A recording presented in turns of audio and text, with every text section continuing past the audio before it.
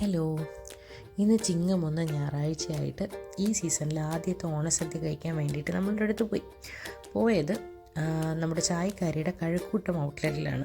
ഇൻഫോസിസിന് തൊട്ടടുത്തുള്ള ഔട്ട്ലെറ്റിൽ ഒരു 12 ആയിട്ട് കുറച്ച് നേരത്തെ നമ്മളവിടെ എത്തി. അതിന് തൊട്ടടുത്താണ് നമ്മൾ താമസിക്കണേ, അതുകൊണ്ട് പെട്ടെന്ന് അവിടെ എത്തി.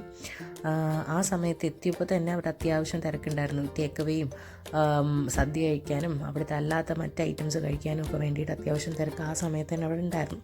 നമ്മളകത്ത് കയറി ചെന്നപ്പോൾ തന്നെ നല്ല സദ്യ ഉണ്ടാക്കുമ്പോൾ ഒരു പ്രത്യേക മണം ഉണ്ടല്ലോ, ആ മണം അവിടെ ഉണ്ടായിരുന്നു. ബിക്കോസ് എല്ലാ ഐറ്റംസും അവിടെ നിരത്തി തന്നെ വെച്ചിട്ടുണ്ടായിരുന്നു. സദ്യക്കുള്ള എല്ലാ കറികളും, എല്ലാ ഐറ്റംസ്, എല്ലാ കൂട്ടുകറികളും അവിടെ നിരത്തി അങ്ങോട്ട് വെച്ചിട്ടുണ്ടായിരുന്നു. അങ്ങനെ നമ്മൾ കഴിക്കാനിരുന്നു.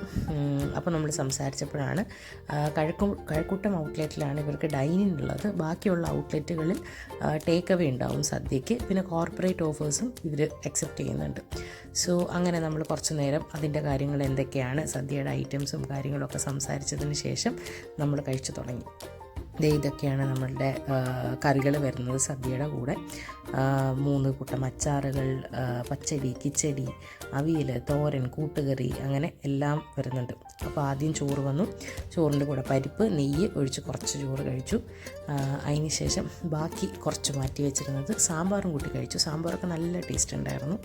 പിന്നെ നമ്മുടെ പായസം ആദ്യം അടപ്രഥമൻ, അത് പഴം കൂട്ടി കഴിക്കണമല്ലോ.